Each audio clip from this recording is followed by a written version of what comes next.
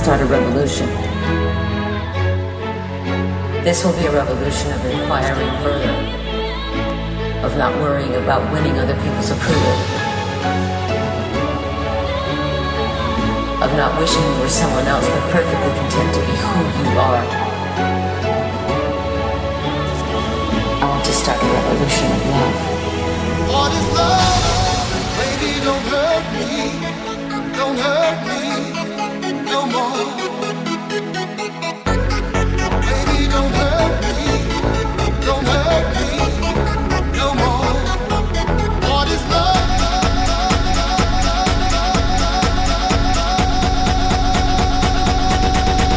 What is love?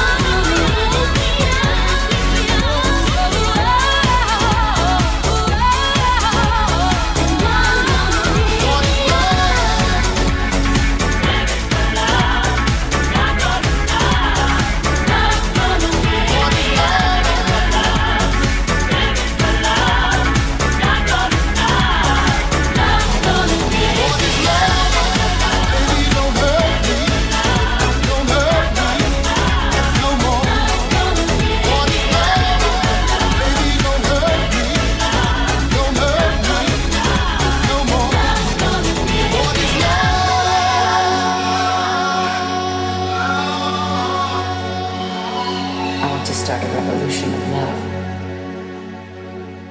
All right, so that was Madonna and Hathaway. Remember that song from the 90s, What Is Love? That's a great little mashup of the two songs. So thanks for joining me. I thought it was appropriate for this wonderful, wonderful weekend. Monday, June 29th, actually now at midnight, and 2015. Because this weekend, of course, as you all know, gay marriage was legalized. Yay! I can't believe it. I mean, I can believe it, but I can't believe it at the same time. It was Friday, and I woke up, and there was the ruling that gay marriage was now legal in all 50 states, all across the United States of America. Hallelujah. Hallelujah. It is incredible that we finally, after all the struggle, all of the fucking years and years and years of this fucking debate about gay marriage, whether or not it should be legal, whether or not we should have equality is what we've been arguing about. Under the law, if we're constitutionally guaranteed the right to marry as gay people, all of these things have been settled now. It has been ruled that, yes, we have a constitutional right, a human right to have marriage in the gay community, and we should be afforded all the same responsibilities and privileges of marriage that heterosexuals are in this country. And every state must recognize every marriage. Hold on a second. Oh, Tristan says my chat room is disabled. I wonder why. Interesting. I don't know why it's disabled, but anyway, sorry about that. I'm not sure why it's disabled, but thanks for listening, Tristan. Anyway, so it is, I'll see if I can fix that. I don't know what's going on. But anyway, I'll see if I can fix it. But anyway, yeah, so it's an incredible weekend. And of course, you know, it was Gay Pride Month this month, and it couldn't have happened at a better time. They postponed the ruling to the very last thing, of course, and they decided that they were going to announce it last. And it's incredible because, hold on a second. It's incredible because we have been so...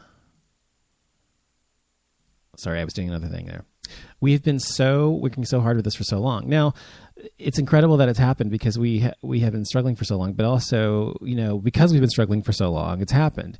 Of course, as you know, Proposition 8 was the beginning of sort of the end of the anti-gay marriage clauses or laws throughout the states, because once the Supreme Court ruled against that, and then, of course, Windsor versus the United States or whatever.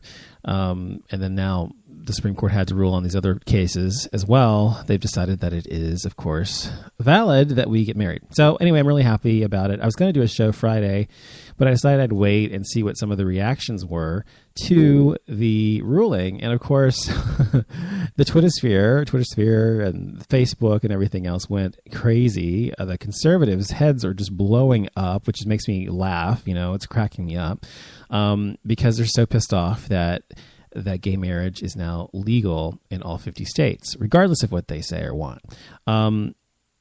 So, you know, immediately after it happened, Texas and a couple other states, some of the governors and some of the particular counties decided that they weren't going to issue marriage licenses to gay people immediately, because they said they wanted to wait and see what was said about it by the government or whatever, what their directives were as agents of the government or federal government or whatever. And so because of that, they had to wait, and they had to decide whether or not they were going to do it anytime soon.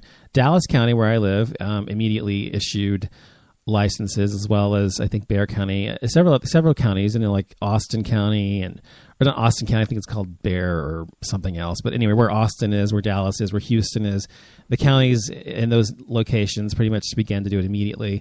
The places in between, in the middle of the state, the kind of the more podunk areas of the state, some did and some didn't and wouldn't. And so one instance was there was a lesbian couple, I think it was Smith County, Texas, which is a small area of Texas. A lesbian couple went to get their marriage license at the registrar's office in their county. And the woman said, sorry, we can't give those out to you because we don't have a form for that. because and the lady said, well, just cross out male and put female. She says, no, I can't do that. I can't change a promulgated form. We have to wait till the new forms come out. We don't have the forms, so I won't be doing that today. And so she was just doing whatever she could to not allow them to marry. And of course, at the same time, these two women did not realize that the state of Texas has put, and the federal government too, have put a new form that can be utilized by registrar's offices throughout the states or throughout the state as soon as the ruling was announced. So this woman may or may not have known that. Regardless, I'm sure she was trying to impede them from getting married. But the fact is, there is a form available for this, and all she had to do was print it out from the internet. So regardless, there are all these people still trying their hardest to prevent us from continuing to get married.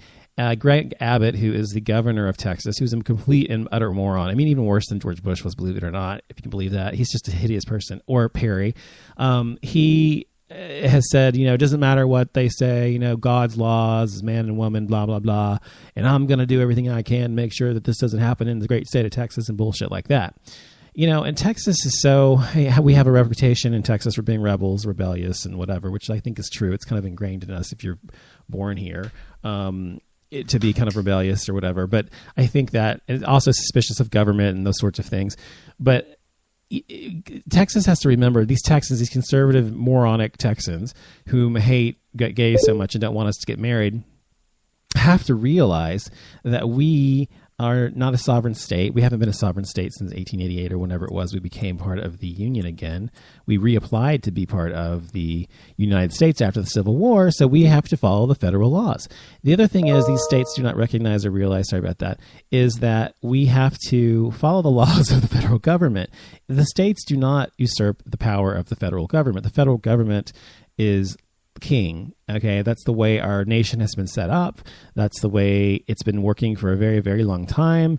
And it is not acceptable for states to say, I'm not going to follow the directives of the federal government. Texas, for some reason, feels that it's acceptable for them to do that. And so they're doing everything they can, as well as I think Alabama, Mississippi, a couple other states, to prevent gays from getting married still. But ultimately, it is completely irrelevant what they really are trying to accomplish or what they're trying to do, or what they're saying, because as we all know, it's been ruled on by the judicial branch of government. We have the legislative branch, we have the executive branch, and we have the judicial branch of government. There's a reason we have three branches of government. So no one government has too much power. And because of that setup we have in this country, these things have to be handled in the way they're handled by particular entities. These types of cases go through the court systems and move up, and then they're ultimately decided by the Supreme Court of the United States of America, and they decide the final say on these things.